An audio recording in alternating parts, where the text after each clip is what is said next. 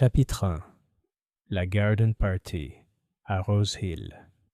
Le matin de la Garden Party caritative de Rose Hill, l'air était chargé du parfum des roses tardives et de l'herbe fraîchement coupée. Le soleil brillait intensément, malgré la pluie qui s'annonçait à l'ouest. L'épouse du pasteur, Madame Hargreaves, déclara que c'était la plus belle journée de tout l'été, avec la même résignation et le même essoufflement qu'on exprime en annonçant l'absence de jambon froid au dîner.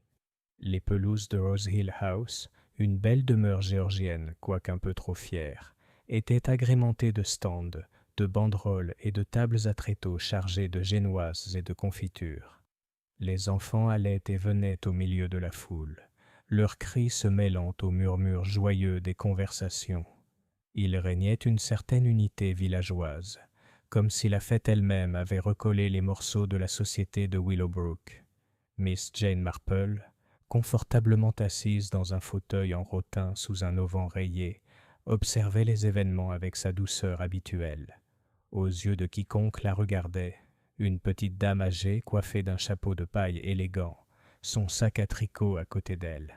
Elle semblait n'être qu'une de ces respectables dames de compagnie dont la présence conférait une certaine autorité aux événements du village. Pourtant, son regard bleu pâle était vif et scrutateur, s'attardant non seulement sur les pâtisseries et les lots de la tombola, mais aussi sur les expressions, les gestes et les interactions de ceux qui l'entouraient. Madame Partridge a encore préparé son biscuit Victoria primé, remarqua Madame Bembury en s'asseyant à côté de Mademoiselle Marple avec un soupir de soulagement audible. Mais j'ose dire qu'elle sera déçue si elle ne rapporte pas plus d'une demi-couronne. Miss Marple hocha légèrement la tête, ses aiguilles remuant doucement dans ses mains. Elle a toujours tendance à être déçue, chère Madame Bambury, quoi qu'il arrive. Certaines personnes le sont toujours. Un frisson parcourut soudain la foule, lorsque Sir Geoffrey Lyle, magistrat local, homme d'une corpulence et d'une suffisance considérables, traversa la pelouse pour ouvrir la vente aux enchères. Il était accompagné de sa femme, beaucoup plus jeune, d'une beauté saisissante, qui portait son chapeau à large bord selon une inclinaison plus adaptée à Ascot qu'à Willowbrook. C'est alors que la première note inquiétante résonna dans l'harmonie de la journée. Un cri, aigu, choqué et totalement déplacé, retentit depuis la tente où était exposé le gobelet de cristal, pièce maîtresse de la tombola de charité. Les gens se précipitèrent, la curiosité plus forte que tout sens des convenances. Miss Marple, dont le tricot avait été momentanément oublié, se leva et s'avança avec la persévérance silencieuse de celle qui sait qu'elle ne sera pas remarquée. À l'intérieur de la tente, au milieu du parfum des fleurs coupées et de l'éclat des verres, une petite foule s'était rassemblée dans un silence horrifié. Sur la table, à côté du gobelet étincelant, gisait la silhouette de M. Alfred Pritchard, l'avocat de Marleycombe. Sa main pendait à un angle anormal et son visage exprimait l'immobilité d'une mort subite. Une tache sombre s'étalait sur le linge amidonné sous lui. « Mon Dieu !» s'exclama Madame Hargreaves en pressant un mouchoir contre ses lèvres. « À la fête de charité. » De tous les endroits. Quelqu'un a murmuré « une crise cardiaque ». Ça a dû être ça. Mais le mot meurtre murmurait déjà dans l'assemblée comme un courant d'air sous une porte close. Miss Marple resta immobile, le regard fixé non pas sur l'homme tombé, mais sur ceux qui l'entouraient. Elle vit la jeune servante de Rose Hill serrant son tablier de ses doigts pâles, l'épouse du magistrat détournant le regard avec un calme étudié, le vicaire ajustant son col comme s'il était devenu trop serré, et un léger sourire vite réprimé, illuminant les lèvres de Léonard Vance, le commissaire-priseur. Pour Miss Marple, la mort d'Alfred Pritchard n'était pas une énigme de circonstances, mais de personnes, leurs motivations, leurs habitudes et leur capacité à tromper. Et tandis que le village se rassemblait autour des rumeurs et des spéculations, elle savait avec une certitude absolue que cette garden party ne serait pas de sitôt oubliée. Chapitre 2. Murmures au presbytère. À l'heure du thé, la fête semblait avoir été délicatement retirée et déposée quelque part, à l'abri des regards. Seules subsistaient les banderoles, des fanions flétris, gênée qui s'agitait au moindre souffle de vent, tandis que les villageois s'éclipsaient par deux ou trois, parlant de ces voix tendues et haletantes, réservées aux naissances, aux décès et aux scandales entre cousins. Quelques chaises avaient été redressées et empilées. Les tables à tréteaux se dressaient comme des soldats maladroits en retraite. Sur la pelouse, près des hortensias, une tache de génoise piétinée marquait l'endroit où un enfant avait laissé tomber son prix et avait été hâtivement ramené chez lui. Miss Marple marchait, comme toujours, sans hâte ni lenteur. Son sac à tricot était sur un bras et son ombrelle pointait vers le gravier pour éviter d'attirer l'attention, même si elle se plaisait à penser que l'attention la trouvait rarement sans son consentement. Elle traversa l'allée circulaire de Rose Hill, échangea un mot doux avec le majordome, qui n'était pas le majordome habituel, mais un cousin mobilisé pour les efforts de la journée, et se dirigea vers le chemin. Elle aurait pu retourner directement à son cottage de St. Mary Mead, si elle avait été n'importe qui d'autre. Mais il y a certaines coutumes à observer, et l'une d'elles, après une catastrophe, est de se rendre au presbytère pour savoir ce que l'Église dira et ce qu'elle ne dira pas. Le presbytère de Willowbrook était une maison ornée de glycines, avec un hall étroit et un salon où flottait toujours une légère odeur de cire d'abeille et de recueil de cantiques. Madame Hargreaves, corpulente sans être à l'aise, avait déjà réuni une petite cour autour de la table à thé. Madame Banbury, aux yeux comme des boutons polis, Madame Partridge, rose et humide comme si elle sortait elle-même du four, et Mademoiselle Lydia Ford, l'institutrice, dont le nez pointu et les cheveux soigneusement coiffés suggéraient une femme qui respectait scrupuleusement ses cahiers et sa vie. « Mademoiselle Marple, ma chère !» s'écria Madame Hargreaves, oscillant entre sollicitude et indignation. Âme courageuse. « Entrez. J'ai dit à Hiram, Hiram étant son mari, le vicaire. Nous devons prendre le thé ensemble immédiatement. C'est ce qu'on fait en cas de crise. » Hiram était tout à fait d'accord. Il est en train d'écrire un mot à Sir Geoffrey. Miss Marple sourit, lui tendit ses gants et accepta un siège un peu en retrait du feu. « Vous êtes très bien, » dit-elle. « Une tasse de thé peut faire des miracles que les sermons ne peuvent pas faire, même si je ne le dis pas. Un peu de citron, si vous me le permettez. » Madame Hargreaves versa son sang et baissa la voix jusqu'à un murmure suffisamment autoritaire pour être entendu dans le village voisin. « Le docteur Pembroke dit que c'était le cœur, » annonça-t-elle. Le choc, la chaleur et cette effroyable agitation sous la tente. Mais bien sûr, la police insistera pour procéder à des examens. Je suis sûre qu'ils seront très minutieux. Très minutieux, dit mademoiselle Ford avec la joie vive de quelqu'un qui marquerait la marge à l'encre rouge. L'inspecteur Lenford, paraît-il. On dit qu'il a le don de voir à travers les gens, pas comme le pauvre sergent Moffat qui ne voit jamais à travers quoi que ce soit, sauf s'il y a un trou à travers lequel regarder. Madame Partridge soupira. « Quel genre de chose ?» murmura-t-elle, puis irrésistiblement. « Avez-vous remarqué la position de l'épouse du magistrat, Lady Lyle ?» Elle ne s'avança pas. Elle regarda de côté. « Je dis toujours que cela signifie quelque chose. Quand la tarte de Madame Donnelly a disparu à Harvest, elle avait exactement la même apparence. Voulez-vous prendre un peu de biscuit, Victoria, Miss Marple ? Je ne dis pas que c'est mon meilleur, mais si vous ne l'observez pas de trop près, vous le trouverez tout à fait acceptable. » « Merci, » dit Miss Marple en acceptant un petit carré. « Lady Lyle est une belle jeune femme, » ajouta-t-elle doucement. « Bien trop beau, » dit Madame Banbury, qui n'avait jamais pardonné la jeunesse en général. « Et ce chapeau, plus adapté à un hippodrome qu'à l'œuvre du Seigneur. »« Allons, allons, » dit Madame Hargreaves, « soyons généreux. Une tragédie, c'est produite sous le toit même de Sir Geoffrey. Il faut tenir compte de la nervosité. Et le pauvre Monsieur Pritchard. Imaginez le choc pour sa femme. Ou plutôt... » Elle marqua une pause délicate. « Y a-t-il une femme ? Je ne m'en souviens plus. »« Veuf, » répondit promptement mademoiselle Ford. « 2 ans au dernier carême. Une fille à Londres, mariée à un ingénieur civil. Pritchard vivait seul à Marleycombe, dans la maison près du parc, propre comme un sous neuf. Il avait une femme de ménage 3 jours par semaine, Madame Emmett, qui achète de la viande à Monsieur Halliwell et est connue pour son sens de la discrétion. Madame Hargreaves serra les mains. Lydia, tu sais toujours tout. C'est mon métier de savoir, dit mademoiselle Ford d'un ton posé. L'ignorance est un piège. Je préfère un chemin bien pavé. Miss Marple prit une gorgée de thé qui, comme elle l'avait anticipé, avait été trop infusée par une main consciencieuse. Monsieur Pritchard semblait en bonne santé ce matin, observa-t-elle. Il est resté un long moment sous la tente où étaient exposés les lots de la vente aux enchères. On a les pieds qui fatiguent à notre âge, et pourtant il ne s'est pas assis. Il était intéressé par le verre de cristal. « Le gobelet !»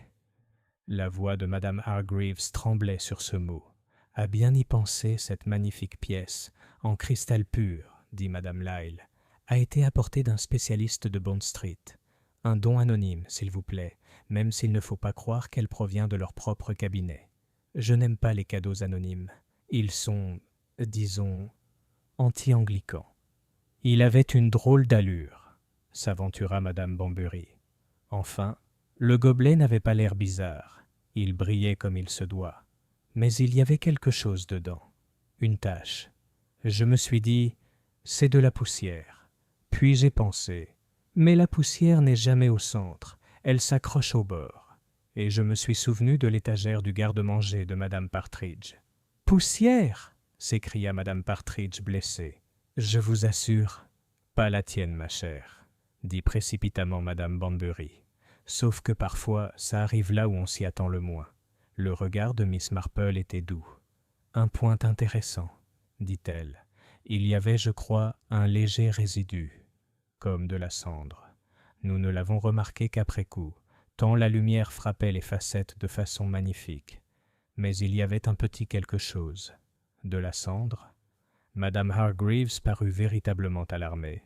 « Pas de la cendre de cigarette, n'est-ce pas ? On ne devrait pas fumer sous la tente, » dit Hiram. « C'est tout à fait contraire aux Écritures. »« Je l'ignore, » dit Miss Marple. « J'ai seulement déjà vu une telle tâche. Une fois, lorsque notre femme de ménage de Saint Mary Mead, Madame Pike, a versé les cendres de la grille dans le petit seau en laiton et a manqué le coup, d'1 pouce. Les cendres ont dérivé et sont tombées, brillantes, sur un presse-papiers en verre. On ne croirait pas que les cendres puissent briller, mais elles brillent sous une certaine lumière. Très petite, très révélatrice. Quoi qu'il en soit, dit mademoiselle Ford avec décision, si c'était de la cendre, cela n'a plus d'importance. L'homme est mort. C'est l'affaire du médecin et de la police. À ce moment-là, le vicaire entra, une liasse de papiers à la main et un pli entre les sourcils. C'était un homme doux et réfléchi, qui aimait les revues paroissiales et l'histoire des fonds baptismaux, et qui considérait toujours la tragédie humaine avec un air perplexe, comme si la Providence avait manqué de fournir des notes de bas de page adéquates. « Ma chère, dit-il à sa femme, l'inspecteur Lenford a demandé que personne ne brode. C'est le mot d'ordre. Il souhaite simplement que les faits soient dérépétés. Il vient tout à l'heure recueillir les dépositions de ceux qui étaient les plus proches de la tante à ce moment-là. »« Bien sûr, » dit madame Hargreaves en se tournant vers l'assistance avec l'aplomb d'une martyre. « Nous ne dirons que ce que nous avons vu. Et nous avons vu très peu de choses. Nous sommes des femmes. » Mademoiselle Ford pinça les lèvres, mais ne dit rien. Madame Partridge s'essuya les yeux. Madame Banbury murmura que les vérités, d'après son expérience, étaient comme des pissenlits. Une bouffée et toute la pelouse les connaissait. Miss Marple, qui ne craignait pas d'être sous-estimée, demanda si la servante de Rose Hill, la jeune fille pâle qui serrait son tablier, était tout à fait rétablie. « Oh, cet enfant !» Madame Hargreaves fronça les sourcils. « Hetty, ou Nettie, ou un nom du genre. Nouvelle dans le service. Lady Lyle l'a recueillie à l'orphelinat, ce qui me paraît peu judicieux. Il y a des raisons pour lesquelles les gens n'ont pas de foyer, vous savez. Mais on ne peut pas dire ces choses-là. Elle était bouleversée, et c'est compréhensible. Madame Lyle l'a envoyée se coucher.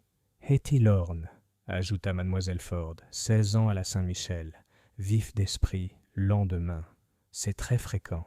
La conversation s'anima et tourbillonna. Comment M. Pritchard s'était montré discrètement respectable.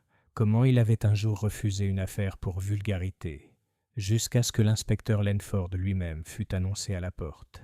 C'était un homme de taille moyenne, aux yeux gris et fixes, et arborait cet air de sang-froid particulier qui suggère un homme qui a décidé, très tôt, de ne jamais paraître surpris. Ses bottes avaient le cirage d'un policier de campagne. Son carnet était de ce genre soigné et modeste qui n'inquiète pas les témoins. « Mesdames, révérend, dit-il en inclinant la tête, je suis désolé de vous déranger. Je serai aussi bref que possible. Le docteur Pembroke m'a informé que M. Alfred Pritchard était décédé d'une insuffisance cardiaque. Quant à savoir s'il y avait d'autres facteurs, je reste ouvert à la question. J'aimerais entendre tour à tour ce que chacun d'entre vous a observé. » Il se plaça près de la fenêtre, où la lumière déclinante éclairait son visage, et commença à poser des questions douces. Quelqu'un avait-il vu M. Pritchard se disputer avec un autre homme? Avait-il bu quelque chose juste avant sa chute? Y avait-il une odeur inhabituelle?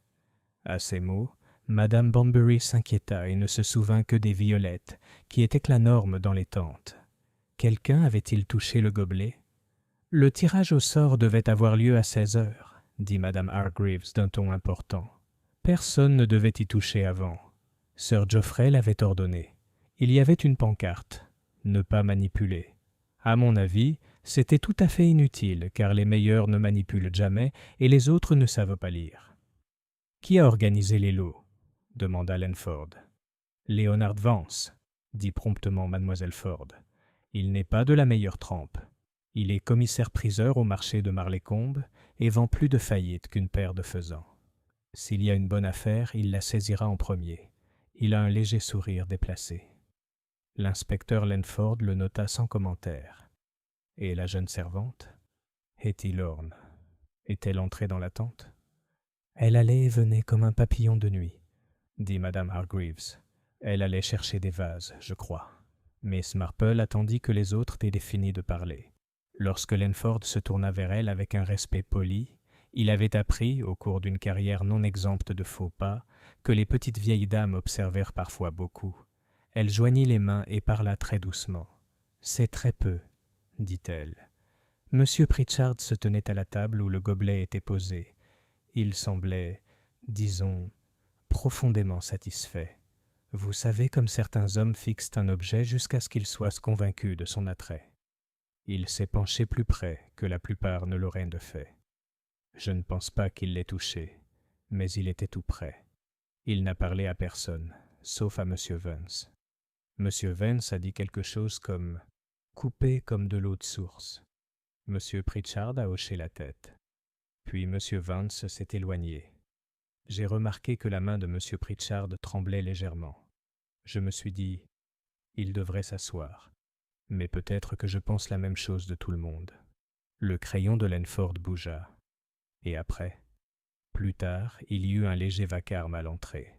Quelqu'un heurta un plateau, et M. Pritchard se retourna à moitié, comme soucieux de ne pas être bousculé. Puis il se pencha, rien de plus, et s'effondra comme si les ficelles avaient été coupées. Et le gobelet? Le regard de Miss Marple était absent, comme si elle cherchait une perle égarée dans une broderie. Le gobelet avait, comme nous l'avons dit, une petite tache, très petite, de la cendre, je crois. Mais j'ai aussi remarqué que lorsqu'on polit du verre avec un chiffon, si le chiffon n'est pas parfaitement propre, il reste une fine peluche. Ça ne ressemblait pas à de la peluche. Lenford leva les yeux. « Vous avez déjà remarqué ce genre de choses, Miss Marple. C'est vrai, si l'on compte sur le verre pour voir la vérité, » dit Miss Marple d'un ton doux. Il sourit presque imperceptiblement. « Merci. » Il prit leur déclaration et s'éloigna avec un mot respectueux, promettant qu'un agent repasserait. Lorsque la porte se referma, un souffle s'échappa collectivement, comme si la salle s'était retenue. « Quel homme bien pour un policier !»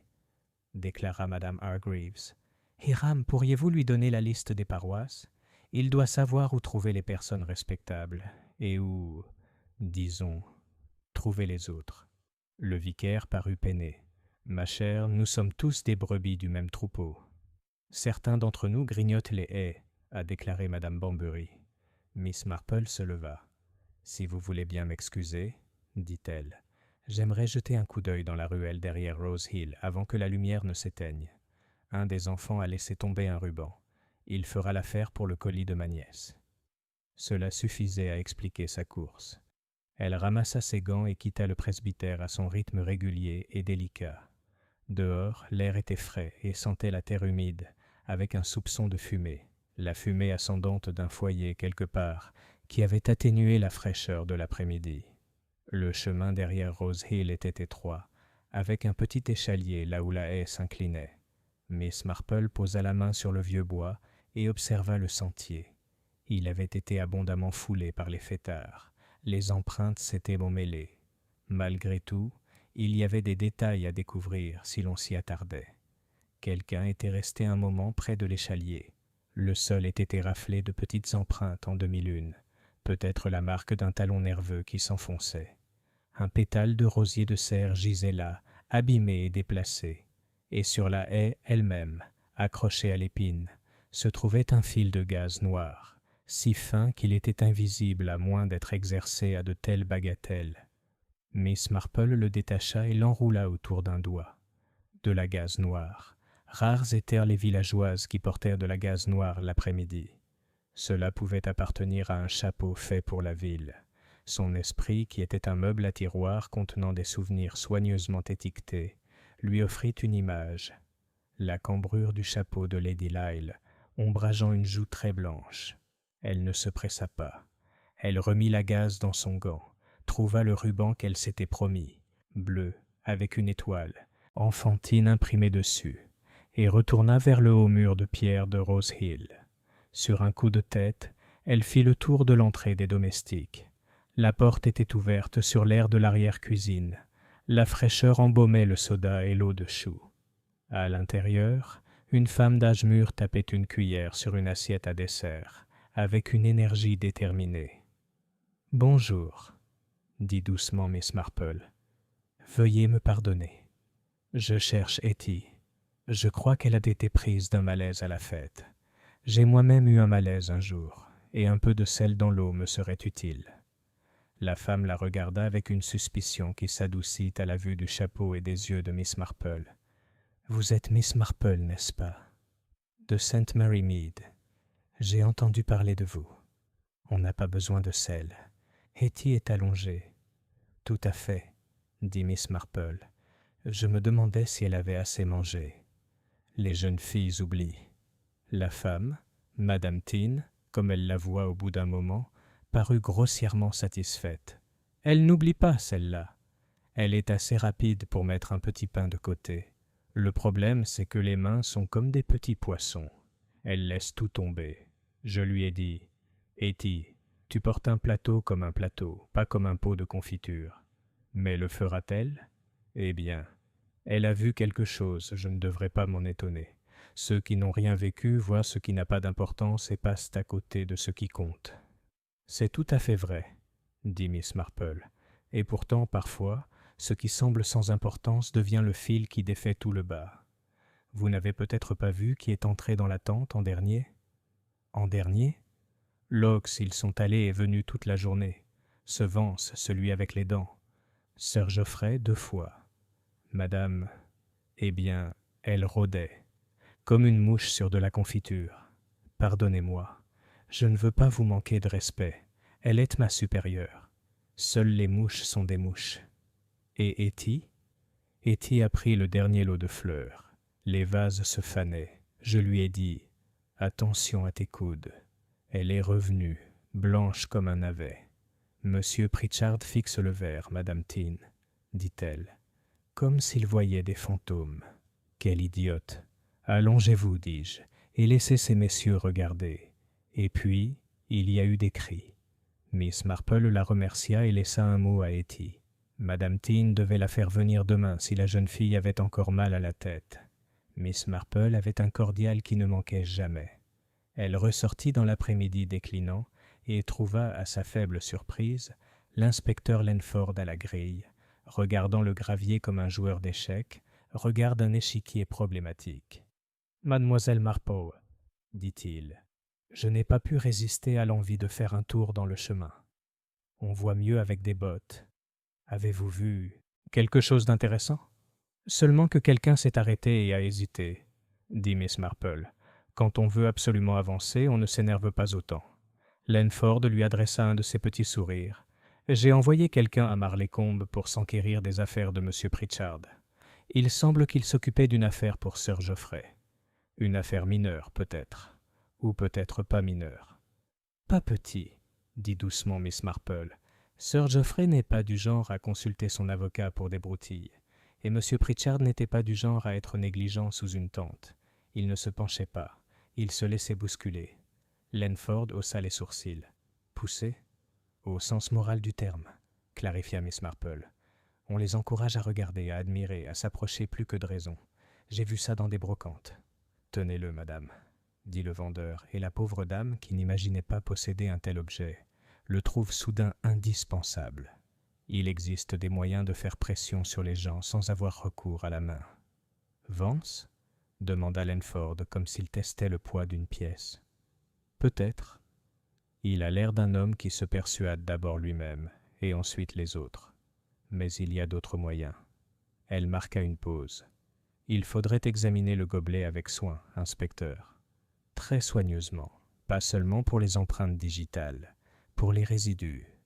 Pour ce qu'un essuie-glace négligent laisse. »« C'est en main, » dit Lenford. « Notre agent l'a apporté au docteur Pembroke. S'il y a quoi que ce soit d'inhabituel, nous le saurons. » Ils restèrent un moment dans un silence complice. Le ciel avait pris la couleur des fleurs de poirier. Une grive chanta une fois, essaya encore, puis se ravisa. Aux hautes fenêtres de Rose Hill, les pièces apparaissaient comme des carrés pâles. Quelqu'un franchit un rideau. « Vous pensez que c'est un meurtre ?» dit finalement Lenford, non pas comme une question, mais comme on pourrait s'en souvenir. « Je pense, » dit Miss Marple, « qu'un homme dont le cœur défaille en un instant a vu son cœur invité à défaillir. » Il hocha la tête. « Ce que tu as vu et ce que tu penses, tu me le diras, n'est-ce pas ? » ?»« Oh, certainement. Nous échangerons nos petites observations comme des ménagères échangeant des recettes, inspecteur. Mais je vous préviens, parfois la recette la plus simple en apparence exige un timing très précis. » Lorsque Miss Marple arriva à son cottage, la haie fermait le chemin et le portail se refermait doucement, laissant déjà entrevoir que le village avait serré son châle autour de ses épaules. Elle fit bouillir la bouilloire et mesura le thé, un pour la théière et un pour la chance, et s'assit à sa petite table, la lumière de la lampe projetée sur son tricot. Elle ne tricotait pas. Elle pensa à M. Alfred Pritchard, qui s'était autrefois cru assez fort pour se tenir debout, et à un grain de cendre qui n'avait rien à faire dans un gobelet de cristal. Elle pensa au chapeau de Lady Lyle, à l'adresse commerciale irréprochable de Léonard Vance, à un coup de pied nerveux près d'un échalier, et à une fille aux mains de Veyron. Et derrière tout cela, telle une ombre se métamorphosant en forme, elle pensa à Sir Geoffrey Lyle, qui avait l'attitude ferme d'un homme habitué à ce que les choses soient exactement comme il les désire. Sur la cheminée, la vieille horloge sonnait la demi-heure, faiblement. Miss Marple leva les yeux, et dans ses yeux, il n'y avait pas de sévérité, mais une vieille et triste patience. Les gens, pensa-t-elle, laissent toujours tomber leurs péchés comme les enfants laissent tomber des miettes, partout, même sans le vouloir. Si l'on sait où regarder, on voit la petite trace. À Rose Hill, il restait assis tard et parlait à voix basse. Les domestiques écoutaient dans l'escalier. L'inspecteur Lenford écrivait sous sa lampe, prudemment et lentement.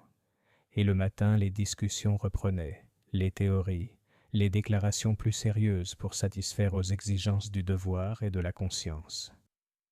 Mais déjà, dans l'esprit de Miss Marple, le schéma commençait à se dessiner, un schéma de petits actes et de petites vanités, avec un étrange scintillement en son centre, comme si quelque chose de délicat avait capté la lumière et l'avait piégée. Elle se leva et tira le store. Dans la cheminée, Le charbon se déposa avec un soupir et un léger filet de fumée s'éleva. Rien de plus qu'un point, en réalité, et pourtant aussi distinct que la vérité pour des yeux habitués aux ombres. Chapitre 3. Les cendres dans la coupe. Le lendemain matin, humide et gris, une bruine semblait décidée à défaire toute la propreté des parterres de fleurs de la fête. Les guirlandes, toujours suspendues tristement sur la pelouse de Rose Hill, semblaient dépenaillées, leurs couleurs ternes et leurs cordons relâchés. L'air sentait l'herbe mouillée et les scones de la veille. Miss Marple, cependant, n'était pas du genre à se laisser décourager par le temps. Elle était assise à sa table de petit déjeuner, un œuf poché sur du pain grillé devant elle, le chronique quotidienne plié à côté de sa tasse de thé. Les gros titres concernaient les ministres des Affaires étrangères et les troubles lointains, mais son regard fut plutôt attiré par la petite colonne intitulée « Actualité locale », tragédie à la Garden Party de Rose Hill. L'article était succinct, poli et évasif, l'effondrement soudain d'un avocat respecté, mais entre les lignes, Miss Marple a détecté le malaise silencieux d'une communauté sortie de sa complaisance. Avant qu'elle ait pu finir son œuf, on frappa violemment à la porte. Il s'agissait de Madame Benbury, enveloppée dans un châle autrefois à la mode à l'époque de la reine Mary, qui affichait encore une certaine dignité, bien que quelque peu rongée par les mythes. Ses yeux brillaient d'excitation. « Ma chère Miss Marple !» s'exclama-t-elle, attendant à peine d'être invitée à entrer. « Vous êtes au courant ? L'inspecteur Lenford a ordonné que le gobelet soit scellé, dans une boîte, comme s'il s'agissait d'un produit de contrebande. Je tiens de source sûre, Madame Larche de la Poste, qu'il soupçonne un poison. » Miss Marple inclina la tête. Il aurait tort de ne pas envisager cette possibilité. Mais Madame Larche aime les formules théâtrales. Je ne serais pas surprise que la coupe soit simplement mise en sécurité. « En sécurité !» répéta Madame Bunbury en s'asseyant sur la chaise la plus proche. « De qui ?» J'ai dit à Madame Larche. Personne à Willowbrook ne falsifiait des preuves. Et elle a dit « Ma chère, vous seriez étonnée de ce que les gens font lorsque leur nom pourrait être dans les journaux. » Imaginez le papier. Miss Marple servit une tasse de thé à sa visiteuse, sachant que c'était le seul moyen de la calmer. Madame Benbury but une gorgée avec gratitude et se pencha plus près. Et autre chose. Madame Partridge jure avoir vu Lady Lyle près de la tente quelques instants avant que le pauvre monsieur Pritchard ne s'effondre. Elle dit qu'elle était seule, la main posée sur la nappe. Cela ne vous paraît-il pas étrange ? Il me semble, dit doucement Miss Marple, que les capacités d'observation de Madame Partridge s'améliorent souvent après l'événement. Madame Bunbury laissa échapper un petit cri de protestation. Vous ne pensez tout de même pas. Mais Miss Marple s'était levée pour aller chercher son sac à tricot. Je crois, dit-elle, que la mémoire humaine est comme la laine. Elle s'étire pour s'adapter au modèle qu'on souhaite réaliser. La vérité, cependant, se trouve généralement dans les mailles perdues. Plus tard dans la matinée, l'inspecteur Lenford en personne se rendit au cottage de Miss Marple. Ses bottes portaient les traces des chemins humides, et son attitude était grave. « Bonjour, Miss Marple. J'espère ne pas vous déranger. »« Pas du tout, inspecteur. Vous prendrez bien un peu de thé, ou peut-être quelque chose de plus fort, par cette journée maussade. »« Un thé me suffira, » dit-il en s'asseyant avec raideur. Il posa son chapeau sur ses genoux et jeta un coup d'œil à ses aiguilles à tricoter, cliquetant sereinement dans ses mains.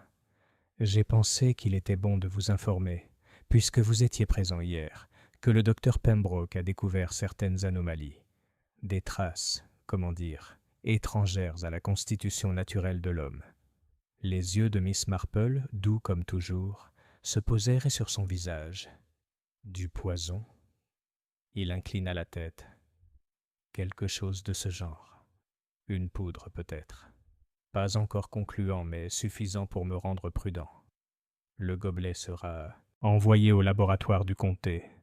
En attendant, j'aimerais savoir si vous avez vu M. Pritchard boire quelque chose. » Miss Marple marqua une pause, ses aiguilles immobilisées. « Pas dans un verre, inspecteur, mais je l'ai vu porter son mouchoir à ses lèvres, comme s'il avait goûté quelque chose de désagréable.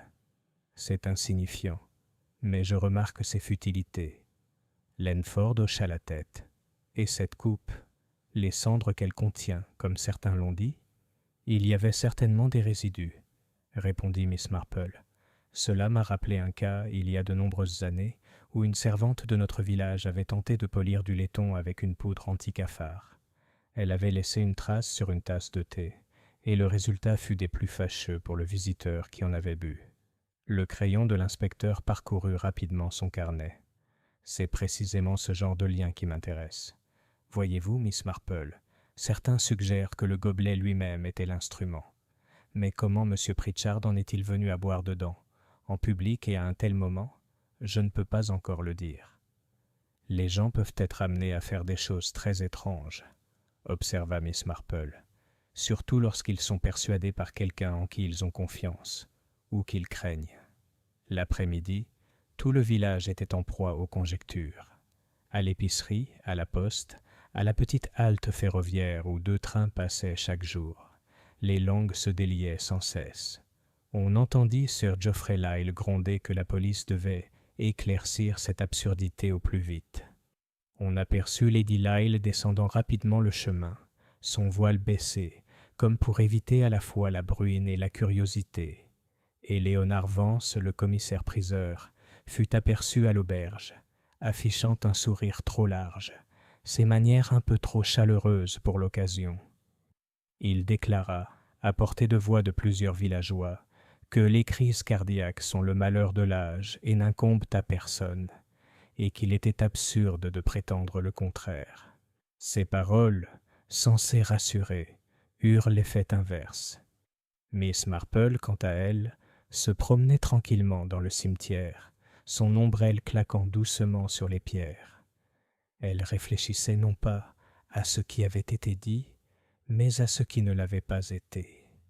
Les gens, elle le savait, sont souvent très révélateurs dans leur silence. Au bord du chemin, elle s'arrêta.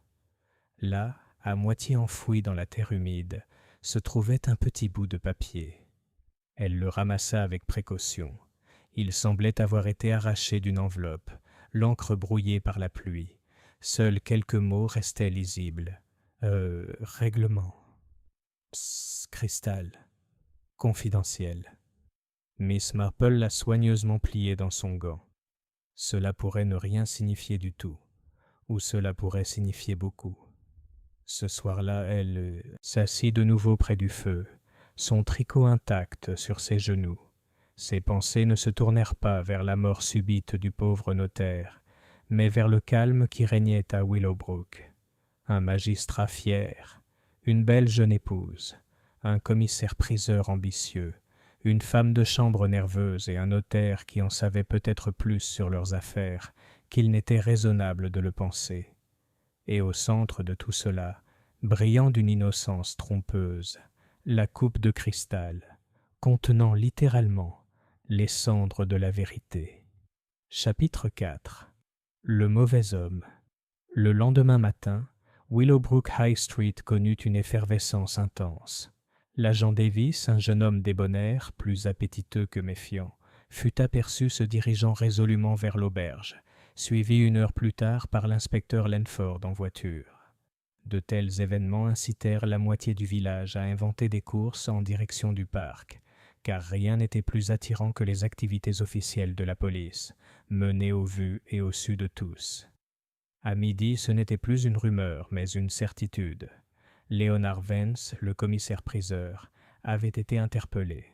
Madame Banbury déclara d'un air solennel qu'elle s'était toujours méfiée d'un homme qui souriait trop souvent. Madame Partridge annonça avoir vu un jour M. Vance se tromper dans le compte des pièces de monnaie au marché. Et mademoiselle Lydia Ford, l'institutrice, affirma qu'un homme qui fait le commerce d'actions en faillite a forcément une vague notion de l'honnêteté. Au presbytère, où la nouvelle fut reçue par-dessus un gâteau aux graines, Madame Hargreaves joignit les mains de façon théâtrale. L'inspecteur a agi avec une promptitude admirable. Léonard Vance a été vu parlant au pauvre M. Pritchard quelques instants avant l'effondrement. Et n'avons-nous pas tous remarqué son air narquois? Miss Marple, présente, se servit une autre tasse de thé.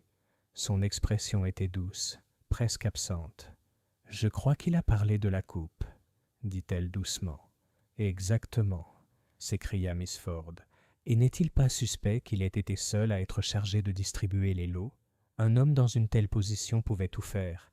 Il aurait même pu toucher à la coupe avant que la foule ne se rassemble. » Madame Benbury hocha la tête.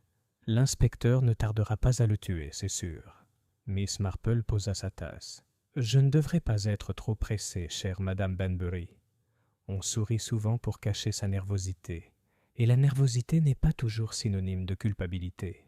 Plus tard dans l'après-midi, l'inspecteur Lenford se rendit au cottage de Miss Marple. Il était courtois, mais une lueur de satisfaction brillait dans ses yeux. « Nous avons des raisons de croire, mademoiselle Marple, que Léonard Vance a pu être impliqué dans une affaire peu recommandable avec M. Pritchard. Une affaire d'argent, de dette, pour être clair. » Plusieurs villageois les ont entendus se disputer à propos d'estimation, et l'une des domestiques de Rose Hill jure avoir vu Vance se pencher tout près de la coupe. Miss Marple écoutait avec un intérêt compatissant. « On se penche souvent quand le verre scintille à la lumière, » remarqua-t-elle. « Il attire le regard, comme un bijou. Puis-je vous demander, inspecteur, ce qu'a dit M. Vance lui-même? »« C'est absurde, » répondit Lenford. « Il prétend que Pritchard était un maniaque, peu disposé à céder sur une question de succession. Il nie avoir touché la coupe. Mais... » Il marqua une pause. « Il y a des incohérences. Il admet avoir longuement parlé avec Pritchard, mais personne d'autre ne semble avoir entendu leurs propos. Et puis, bien sûr, il y a sa réputation. » « Les réputations, » dit doucement Miss Marple, « sont des choses curieuses. Elles poussent un peu comme du lierre. Elles s'accrochent souvent au mauvais mur et sont impossibles à enlever une fois fixées. » L'inspecteur sourit faiblement, mais son ton était empreint de détermination. « Néanmoins, je serais surpris que Vance ne soit pas notre homme. » Ce soir-là, les rumeurs enflèrent comme une marée. À l'auberge, les clients murmuraient que Vance avait été pris en flagrant délit avec le gobelet lui-même. À la poste, on racontait que Madame Emmett, la gouvernante de Pritchard, avait révélé que son employeur avait reçu des lettres de menaces. Et à l'épicier, la rumeur courait déjà que Vance avait tout avoué. Miss Marple, quant à elle, était assise dans son petit salon, son tricot reposant sur ses genoux. Elle songea à Léonard Vance, un homme aux manières faciles, parfois trop faciles, mais dépourvu de ce sang-froid impitoyable qu'elle associait à une véritable malice. Elle pensa à sa profession, qui consistait à persuader les gens d'acheter ce dont ils ne voulaient pas vraiment, et à quel point de telles habitudes pouvaient lui paraître sinistres sous le prisme de la suspicion. Elle se souvenait aussi de l'expression de Lady Lyle au moment de l'effondrement de Pritchard, un sang-froid trop étudié, un regard détourné trop délibéré, et du mince fil de gaz noir qu'elle avait trouvé près de l'échalier. Miss Marple murmura « Non, pas Monsieur Vance. Un suspect facile est rarement le bon. On est si prompt à croire le pire des escrocs familiers qu'on oublie les péchés cachés des gens respectables. » Le lendemain, la bruine laissa place à un soleil pâle, et les allées des jardins de St. Mary Mead et de Willowbrook se remplirent à nouveau de villageois. À Rose Hill, les stores restèrent baissés, les Lyle ne recevant aucune visite. Le magistrat était, paraît-il, de mauvaise humeur, et sa femme, comme le confia une femme de chambre, s'était enfermée dans sa chambre pendant des heures. Miss Marple passa lentement le portail, son regard s'arrêtant non pas sur la maison, mais sur le gravier, où les roues de la voiture avaient tourné précipitamment. Elle songea, comme souvent, que la vérité était rarement dramatique. C'était généralement quelque chose d'infime, d'inaperçu, balayé comme une miette sur une nappe.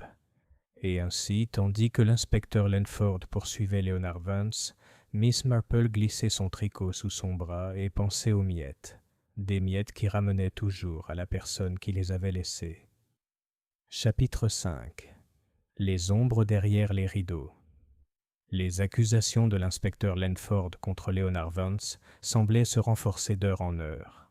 On vit la police entrer et sortir de l'auberge, où Vance disposait d'un modeste logement, et la rumeur courait que des documents avaient été saisis. Le soir venu, tout Willowbrook l'avait condamné par contumace, et seul le cuisinier du magistrat exprima de la sympathie, remarquant que M. Vance n'oubliait jamais de payer ses frais de scolarité. Miss Marple, cependant, restait sceptique. Elle passa la matinée dans son jardin, taillant les rosiers avec une délicate précision, tandis que ses voisins passaient lui raconter les derniers potins. Elle écoutait chacun avec un intérêt patient, mais son esprit, tel son sécateur, éliminait le superflu pour ne laisser que l'essentiel. Ce fut Madame Emmett, la gouvernante de M. Pritchard, qui apporta le premier fil conducteur. Elle arriva au cottage de Mademoiselle Marple, un bonnet noir fermement noué sous le menton et une expression à la fois indignée et triste. « J'ai pensé que vous devriez le savoir, Mademoiselle Marple, » dit-elle en se perchant avec raideur au bord de la chaise. « L'inspecteur est venu à Marlécombe hier. Il s'est enquis des affaires de M. Pritchard et je lui ai dit franchement, le maître était inquiet ces dernières semaines. Il n'arrêtait pas de marmonner. Papier et colonne-t-il l'a fait. Il a dit qu'il ne se laisserait pas berner. Je lui ai demandé si c'était pour les affaires, mais il a secoué la tête. Et une fois, Madame Emmett baissa la voix dramatiquement. Il a dit « Si la vérité éclate, ils seront ruinés tous les deux. » « Les deux ?» demanda doucement Miss Marple. « C'est le mot, madame. »« Les deux. Mais il ne m'a jamais dit qui. » Miss Marple croisa les mains. « Et a-t-il reçu des visiteurs, Madame Emmett ?»« Seulement Monsieur Vance, une ou deux fois, et... » Elle hésita. « Lady Lyle elle-même. Elle est venue chez moi un après-midi où Sir Geoffrey était absent. Très convenable, remarquez, mais j'ai trouvé ça étrange. Les cabinets d'avoués sont réservés aux affaires, pas aux salons privés. » À l'heure du déjeuner, l'histoire se répandit dans tout le village. Lady Lyle avait été aperçue chez M. Pritchard. Certains affirmèrent qu'il s'agissait de sa dot, d'autres chuchotèrent des explications plus scandaleuses. Les jeunes femmes de l'épicier parlèrent avec une vive joie, tandis que les plus âgées pincèrent les lèvres et affirmèrent avoir toujours soupçonné. À Rose Hill, cependant, l'ambiance était moins joyeuse. Une femme de chambre confia à Madame Banbury que la voix de Sir Geoffrey avait été si forte la veille au soir, que le majordome, bien que cousin d'emprunt, avait menacé de partir immédiatement. Lady Lyle aurait pleuré derrière sa porte, et Sir Geoffrey lui avait ordonné de ne plus recevoir de visiteurs. Miss Marple rendit visite au docteur Pembroke, connu pour son amour du partage de ses opinions médicales. C'était un homme volubile, porté sur de longues explications, mais Miss Marple l'écouta avec sa patience habituelle. « Du poison sans aucun doute, » dit-il enfin, « mais pas du genre ordinaire, ni de l'arsenic, ni de la digitale. Quelque chose de plus rare, de plus sophistiqué. Une poudre qui se dissout sans laisser de traces dans un liquide. Mais c'est là le point intéressant. Elle a dû être administrée. Au moment même, il n'y a eu aucun retard. L'effondrement a été immédiat. « Alors, ça n'aurait pas pu être dans sa nourriture plus tôt ?» demanda Miss Marple. « Exactement. C'était dans la coupe ou quelque chose qui l'a touché dans cette tente. »« Cas remarquable, remarquable. » Miss Marple sourit faiblement. « Oui. C'est remarquable comme on peut facilement encourager quelqu'un à lever un verre, juste pour voir comment la lumière brille, et ce faisant, à toucher ou goûter ce qu'il ne devrait pas. » Ce soir-là, rentrant du presbytère, Miss Marple passa devant l'échalier où elle avait trouvé la gaze. Là, à moitié cachée par la haie, elle remarqua une autre trace curieuse, une petite touffe d'herbe tassée, comme si quelqu'un s'y était souvent arrêté. À côté se trouvait un bouton d'argent, démodé et plutôt imposant, du genre qu'on ne trouve pas habituellement sur les vêtements de campagne. Miss Marple le ramassa avec précaution et le glissa dans son réticule. Un bouton, un fil de gaz, un notaire murmurant des accords et une dame lui rendant discrètement visite pendant l'absence de son mari. Telles étaient les pièces du puzzle. L'image qu'elle suggérait n'était pas celle de la petite escroquerie de Léonard Vance, mais celle de quelque chose de plus profond et de bien plus dangereux. Cette nuit-là, alors qu'elle préparait sa bouillotte, Miss Marple murmura pour elle-même. « On tue rarement des gens pour quelques centimes. C'est l'orgueil, la honte ou l'amour qui les guide. Et parfois, ajouta-t-elle doucement, les trois à la fois. Chapitre 6. Un deuxième choc. L'arrestation de Léonard Vance n'avait calmé le village que pour une journée. Dès le lendemain matin, les bavardages de Willowbrook étaient plus animés que jamais, et les opinions étaient nettement partagées entre ceux qui tenaient de Vance pour coupable et ceux qui le considéraient comme un bouc émissaire commode. Madame Banbury, qui avait changé d'avis du jour au lendemain, déclarait alors que un homme aussi évident ne pouvait être le meurtrier, tandis que Madame Partridge s'accrochait obstinément à la conviction que la malhonnêteté au marché menait inévitablement à la malhonnêteté avec les coupes en cristal. Miss Marple, qui ne condamnait ni ne défendait, était assise à tailler des brins de lavande pour les faire sécher lorsqu'une servante de Rose Hill, essoufflée, descendit la ruelle en courant. Son tablier était déchiré, son bonnet de travers et ses yeux écarquillés d'inquiétude. « Oh, Miss Marple, madame, venez vite !»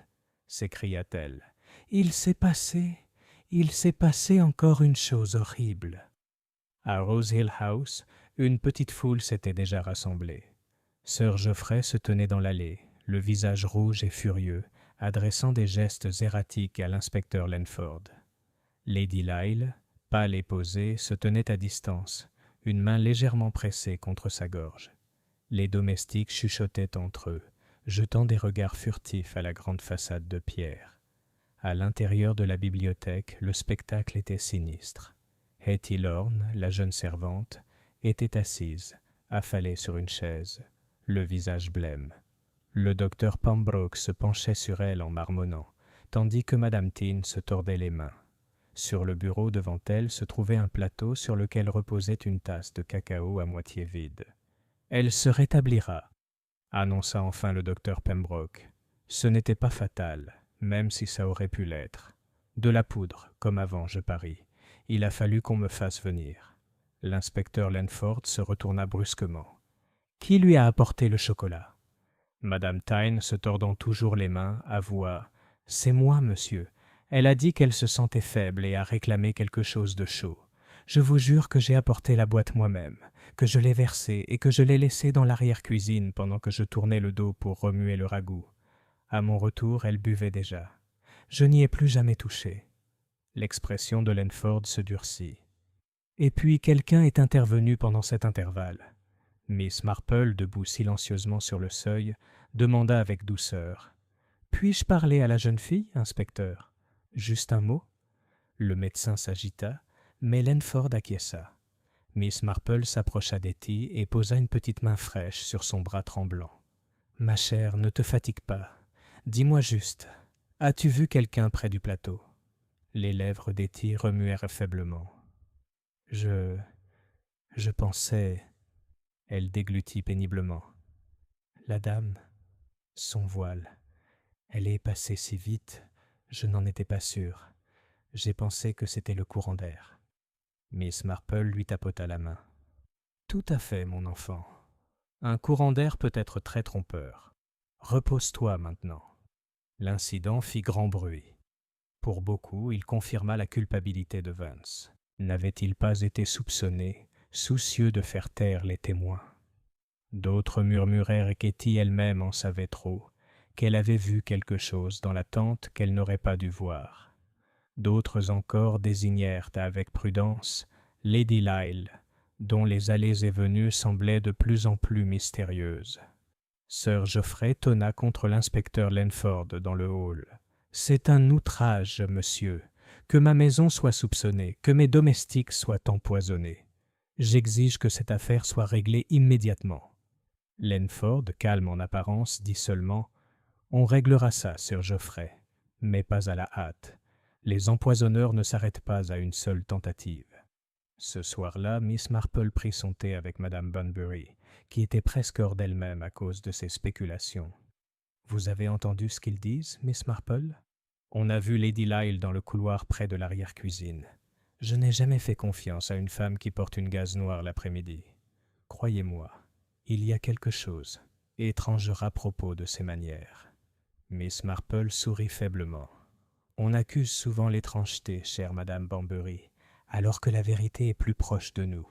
Pourtant, on ne peut s'empêcher de se demander pourquoi une dame aussi raffinée rend visite à des notaires à Marlécombe, ou pourquoi elle devrait se promener là où les servantes rangent des boîtes de chocolat.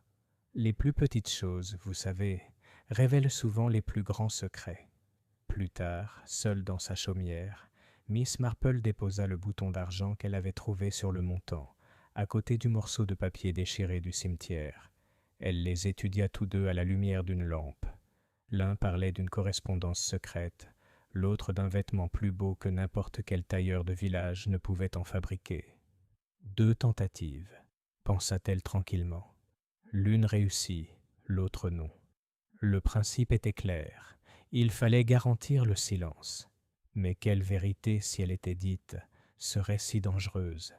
Les yeux de Miss Marple se rétrécirent légèrement, le clic de ses aiguilles à tricoter s'arrêtant dans le silence. « Les secrets, murmura-t-elle, ont une façon d'atteindre la lumière du jour, comme les cendres qui s'élèvent d'un feu, même si on effleure soigneusement le foyer. » Chapitre 7.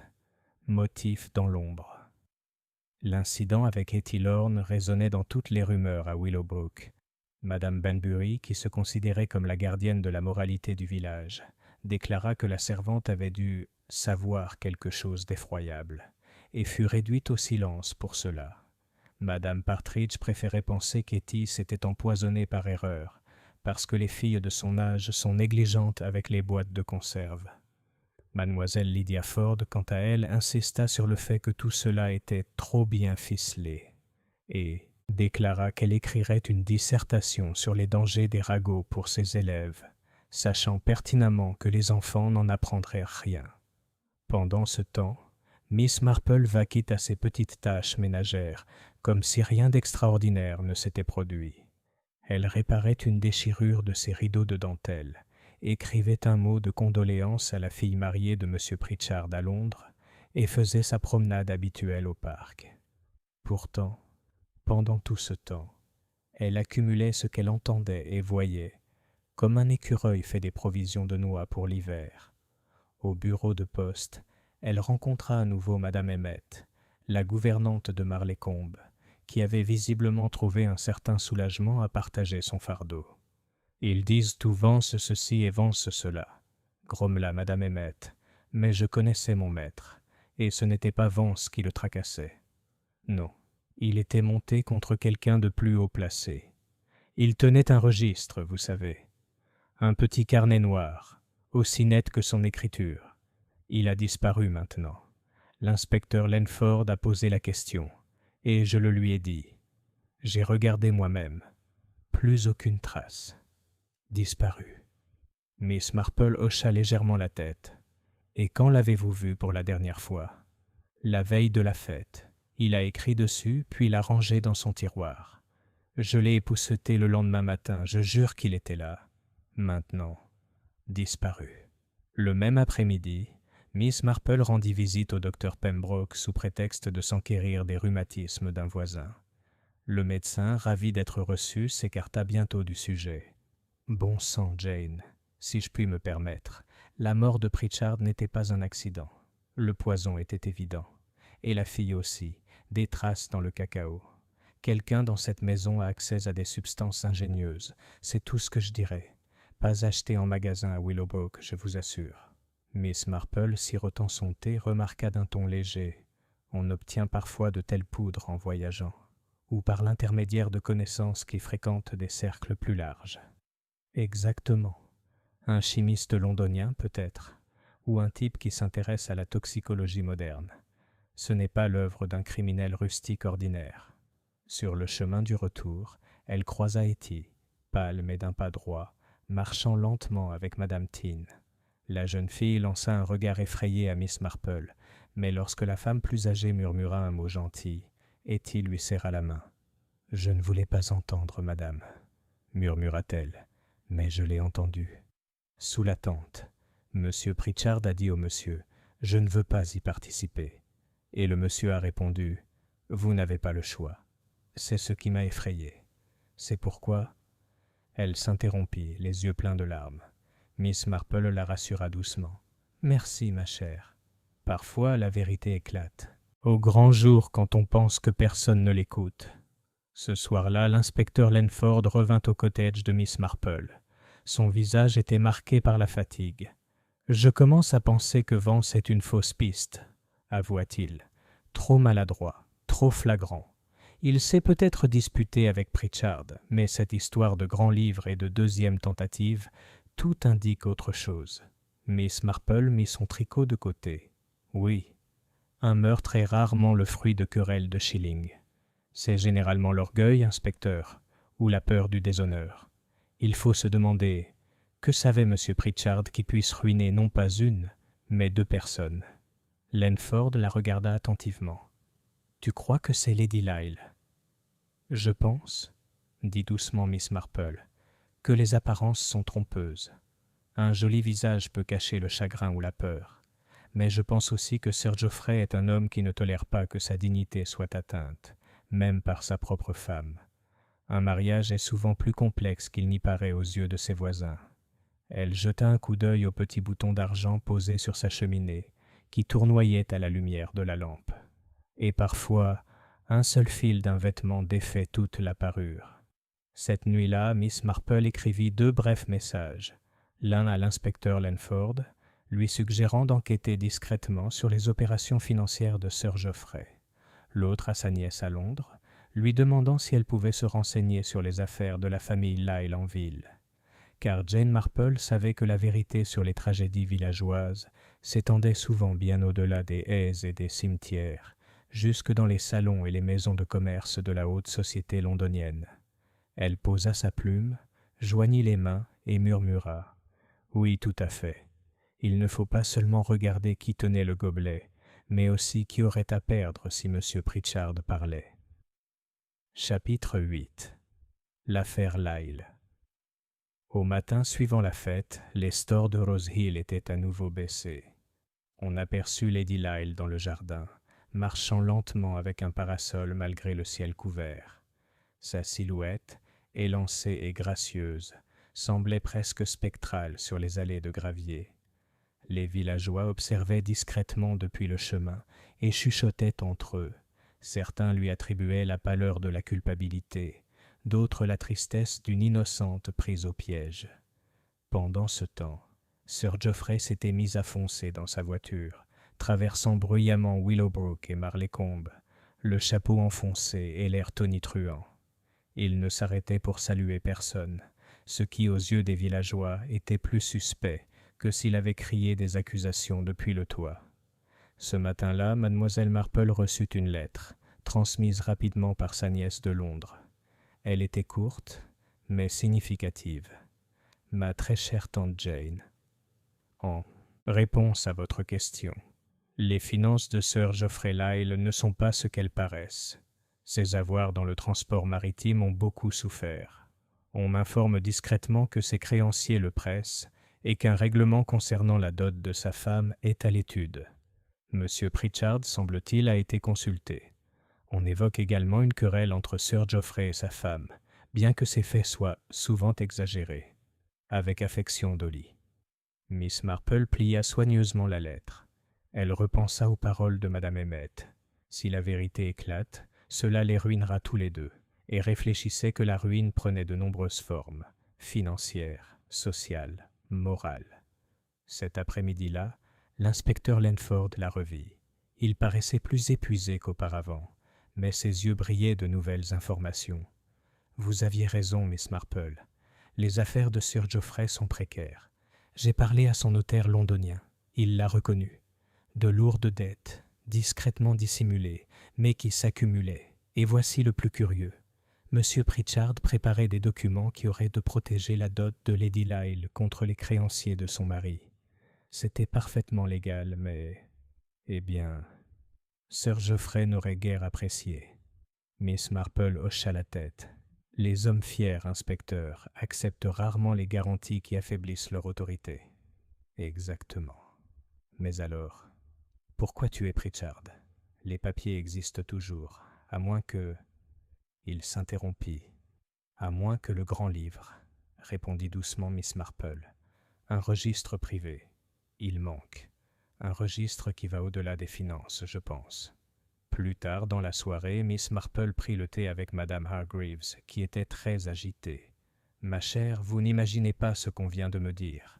Le majordome, oui, le cousin, a déclaré avoir entendu des voix s'élever dans la bibliothèque le matin même de la fête. Sir Geoffrey criait, et M. Pritchard répondait avec fermeté.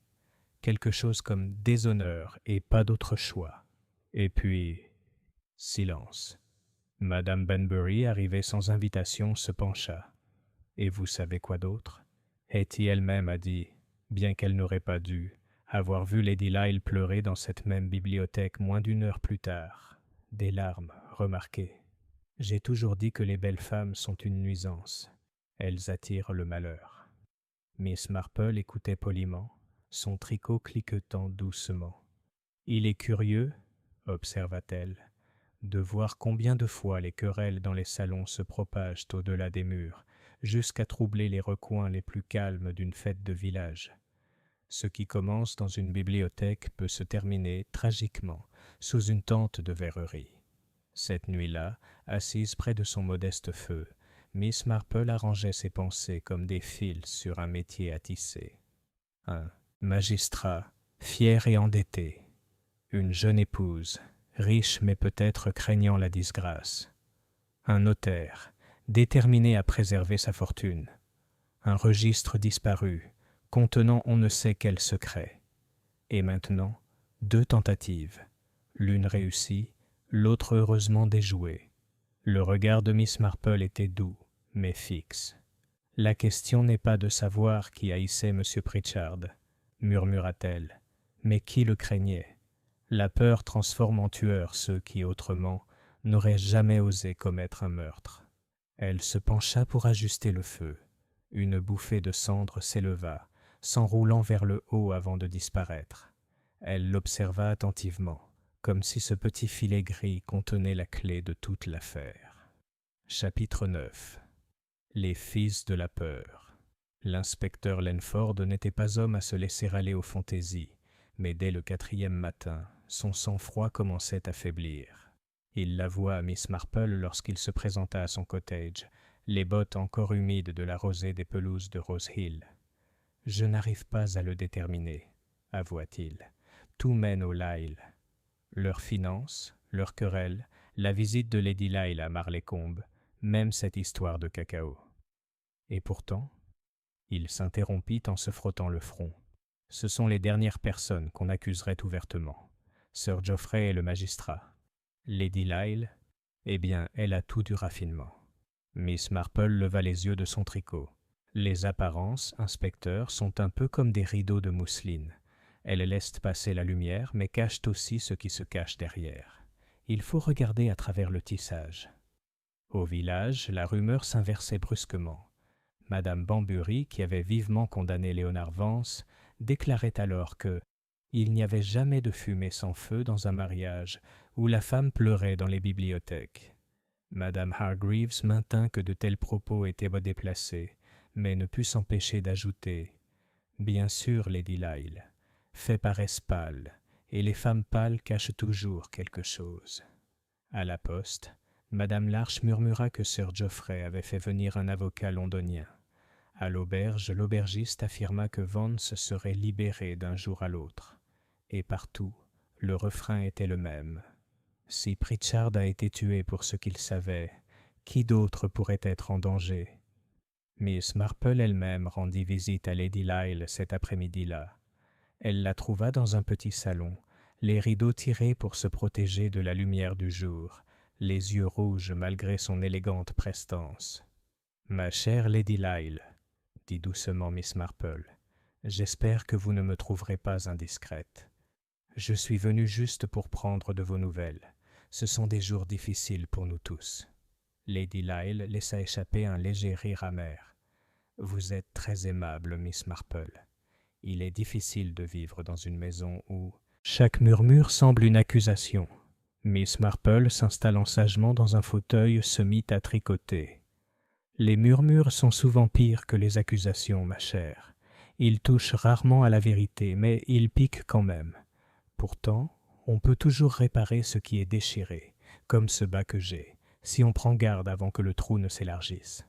Lady Lyle la regarda fixement, puis détourna le regard. « Vous voulez dire ?» ?»« Je veux simplement dire que les secrets, s'ils ne sont pas traités, finissent par se dévoiler.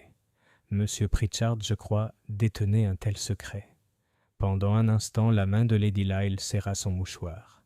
Puis elle dit avec un calme étudié : « Mon mari est un homme fier. Il ne tolérera pas la moindre atteinte à son honneur. Et moi ?» Elle s'interrompit, puis ajouta rapidement : « Il n'est pas facile pour une femme de voir l'homme qu'elle a épousé rabaissé. » Miss Marple ne dit rien de plus. Elle se contenta de claquer doucement ses aiguilles, comme si ce son pouvait lui-même susciter des confidences.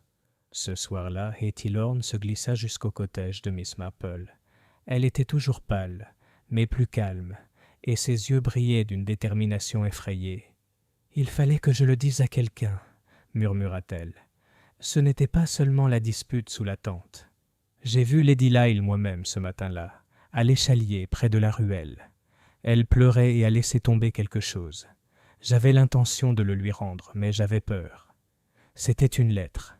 Je l'ai toujours. » De son tablier, elle sortit une enveloppe froissée. Miss Marple la lissa délicatement. L'écriture était tachée, mais les mots s'étaient clairs. « Si l'accord est signé, ce sera la fin pour moi.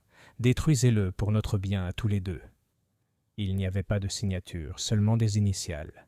G.L. Miss Marple plia soigneusement la lettre. Elle ne dit rien, mais son regard se posa pensivement sur le visage anxieux d'Hetty. « Tu as bien fait de m'apporter ceci, ma fille. La vérité est fragile. Il faut la manipuler avec douceur. » Après le départ d'Hetty, Miss Marple déposa la lettre à côté du bouton d'argent et du bout de papier dans son bureau. 3 petits morceaux, pourtant réunis, formaient un motif. Fierté, secret et peur, tissés dans la vie de Rose Hill. Elle se renversa en arrière, son tricot posé sur ses genoux. « Oui, » murmura-t-elle, « il est presque terminé.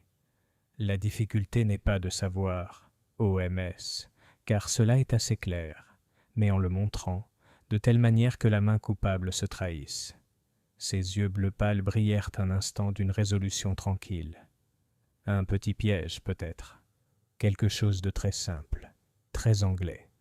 Une épreuve de nerfs plutôt que de force. Et avec cette pensée, Miss Marple retourna sereinement à son tricot, tandis que dehors, les ombres du soir s'allongeaient sur la ruelle, et la grande maison de Rose Hill restait silencieuse derrière ses stores tirés. Chapitre 10. Un piège silencieux. L'inspecteur Lanford avait libéré Leonard Vance, sans cérémonie toutefois.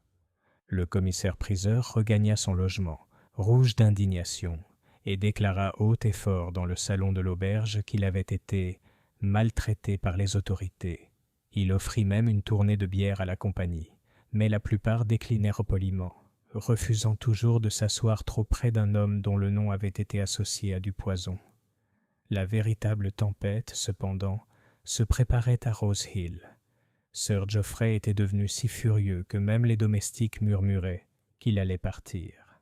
Lady Lyle était de moins en moins visible, le visage pâle derrière son voile, et Hetty, bien que guérie, s'accrochait à Miss Marple comme un oiseau effrayé, refusant de retourner à ses occupations sans le regard constant de Madame Thynne. Miss Marple rendit visite à l'inspecteur Lanford ce matin. Elle le trouva dans le salon de l'auberge, son carnet ouvert, le front plissé. « J'ai des témoignages, des bouts de papier, des rumeurs à remplir un coffre paroissial, » avoua-t-il, « mais rien que je puisse mettre dans un acte d'accusation. Pritchard a été réduit au silence, oui. La jeune fille a failli l'être. Mais les preuves, mademoiselle Marple, les preuves, c'est une autre histoire. » Miss Marple se servit un peu de thé, sans y être invitée. La preuve, inspecteur, ne réside souvent pas dans la chose elle-même, mais dans la façon dont les gens se comportent lorsqu'ils se croient observés, ou lorsqu'ils se croient sûrs. Une conscience piquée se manifestera dans le plus petit des gestes. Lanford la regarda attentivement. « Tu as quelque chose en tête ? » « Peut-être, dit-elle. » Il est souvent utile de rappeler aux gens ce qu'ils croient avoir caché. Les cendres balayées laissent encore une trace dans l'âtre. Cet après-midi-là, Mademoiselle Marple organisa une petite réunion au presbytère sous prétexte d'organiser un atelier de couture caritatif. Madame Hargreaves fut ravie de l'accueillir, et le salon se remplit bientôt de la compagnie habituelle. Madame Banbury, Madame Partridge, Mademoiselle Ford et surtout Lady Lyle, convaincue par la douce insistance de Mademoiselle Marple que un peu de compagnie est le meilleur remède à la mélancolie. Miss Marple s'occupait de son tricot, tandis que les autres discutaient de patrons et de points. Puis, d'un air distrait, elle remarqua « Quel dommage pour ce gobelet! J'ai entendu dire que le laboratoire du comté y a découvert des traces d'une poudre très inhabituelle. On dirait qu'elle est indéniable. On peut polir le verre comme on veut, mais certaines choses adhèrent trop. » La pièce se figea soudain. L'aiguille de Lady Lyle s'immobilisa, tremblant légèrement au-dessus de son ouvrage. Madame Banbury, inconsciente, s'exclama « Vraiment, c'est fascinant !» Le regard doux et bienveillant de Miss Marple se posa sur le visage pâle de Lady Lyle. « Oui, incroyable. Ils ont même trouvé une trace de fibre de gaz accrochée au bord. On ne s'attend pas à trouver de la gaze près d'une vitre, à moins, qu'un voile ne la frôle de trop près. » Lady Lyle poussa un cri aigu et laissa tomber son aiguille. « Vous voulez dire, accusez-vous ?» Elle s'arrêta, rougissant furieusement. « Accuser, ma chère ? » ?»« Pas du tout, » dit doucement Miss Marple. « Je ne fais que répéter ce que d'autres ont dit. Mais j'ai remarqué que lorsqu'un voile se coince, c'est presque toujours parce que la personne qui le porte s'est penchée trop près. » Il y eut un silence, rompu seulement par le tic-tac de l'horloge du presbytère. Lady Lyle se reprit difficilement, murmurant qu'elle s'évanouissait et devait rentrer. Madame Hargreaves s'occupa d'elle, mais Mademoiselle Marple se contenta d'incliner la tête, comme satisfaite de ce qu'elle avait vu. Plus tard, rentrant chez elle avec l'inspecteur Lenford, qui avait assisté à la scène depuis un coin discret, Miss Marple dit doucement « Voyez-vous, inspecteur, la nervosité trahit plus que les mots. La culpabilité ne se crie pas, mais se murmure dans le tremblement d'une main, la chaleur soudaine d'une rougeur. » Lenford hocha la tête pensivement. « Et pourtant, et alors ? Des soupçons, certes, mais toujours pas de preuves. » Les yeux de Miss Marple brillèrent faiblement. « Oh, la preuve viendra, inspecteur. Il suffit d'en fournir l'occasion. Ceux qui ont tué une fois, et presque deux, ne peuvent pas se reposer. Ils doivent se protéger davantage, et ce faisant, ils se trahissent. » Elle regarda la silhouette sombre de Rose Hill, se découpant sur le ciel crépusculaire. La coupe, les cendres, le registre manquant, ce sont tous des fils. Et si l'on tire sur le bon fil, toute la tapisserie s'effondrera. Ce soir-là, Miss Marple était assise dans son petit salon, tricotant sans toucher sur ses genoux, la lueur du feu vacillant sur son visage pensif. Elle songeait au calme fragile de Lady Lyle, à la fierté tonitruante de Sir Geoffrey, aux murmures craintifs d'Hetty et aux esquives prudentes de ceux qui avaient trop à perdre. « Un piège, » murmura-t-elle, « mais pas de force, seulement de conscience, que les coupables se croient démasqués, et ils se démasqueront eux-mêmes. » Elle se leva, éteignit sa lampe et tira les rideaux. Dehors, la nuit était calme, mais à Rose Hill, pensa-t-elle, le repos serait rare. Chapitre 11. Le grand livre fait surface. Le village se réveilla le lendemain matin dans une effervescence d'excitation. La nouvelle s'était répandue que le grand livre disparu, le carnet noir de M. Pritchard, avait été retrouvé. La nouvelle circula avec délectation de l'épicier à la poste, des marches de l'église au comptoir de l'auberge. Personne ne s'accordait vraiment sur l'endroit où il avait été trouvé.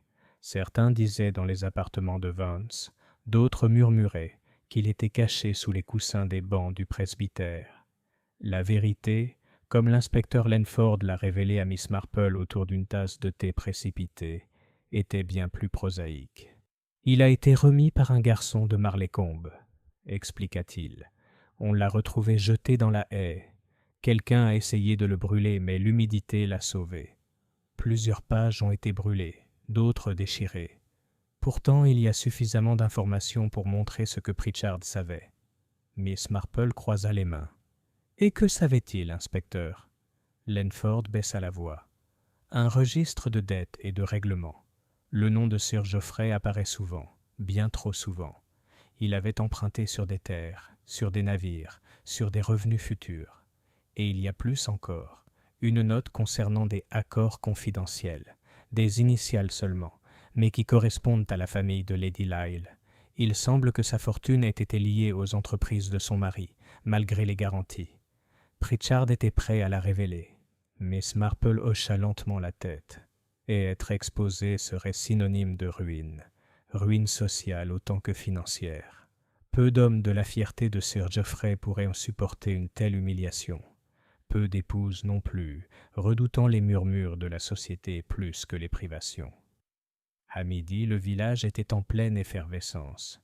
À la poste, Madame Larche déclara que le registre prouvait que Sir Geoffrey était un scélérat. Chez l'épicier, Madame Bambury maintenait que Lady Lyle était la coupable. Aucune femme ne s'évanouit devant un gobelet sans y avoir trempé la main. Madame Partridge, qui se targuait de charité, secoua la tête. Je continue de penser que Léonard Vance en sait plus qu'il ne le dit. Hetty, pâle et déterminée, partit à la recherche de Miss Marple dans son cottage.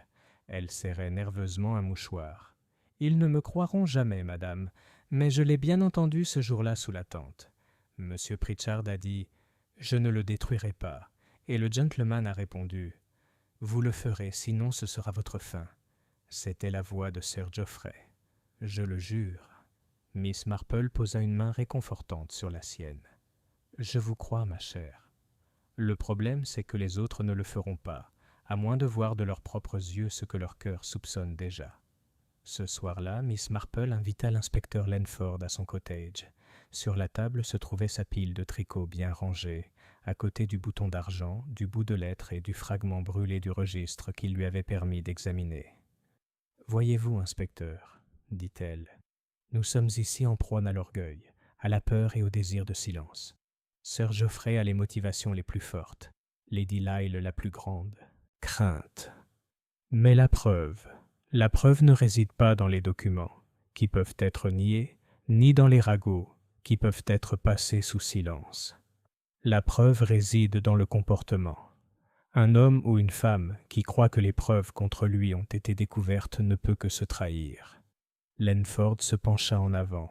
« Tu veux tendre un piège. »« Seulement une personne très douce, » répondit Miss Marple. « Les gens se révèlent lorsqu'on les confronte non pas à une accusation, mais à une suggestion.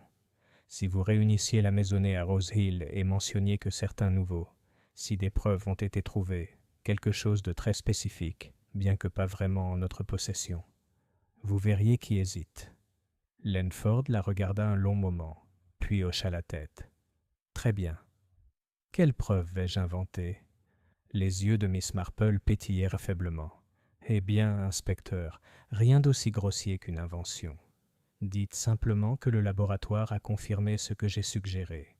Le gobelet portait non seulement des traces de poudre, mais aussi l'empreinte d'un bouton de gant particulier, argenté, ancien et unique. Ensuite, observez qui pâlit, qui proteste trop et qui cherche à quitter la pièce. » Ce soir-là, assise seule avec son tricot, Miss Marple songea que le piège était presque tendu, non pas par la force, mais par la nervosité, non pas en exigeant des aveux, mais en laissant sa conscience se trahir. Le feu brûlait doucement dans la cheminée, un léger filet de cendre s'élevant vers le haut. Elle le regarda disparaître dans l'obscurité de la cheminée et murmura « Oui, demain la vérité s'élèvera, telle une fumée. Il suffit de voir où le vent la porte. » Chapitre 12. Le rassemblement à Rose Hill. La convocation à Rose Hill fut émise au nom de l'inspecteur Langford, mais l'auteur était mademoiselle Marple. Domestique,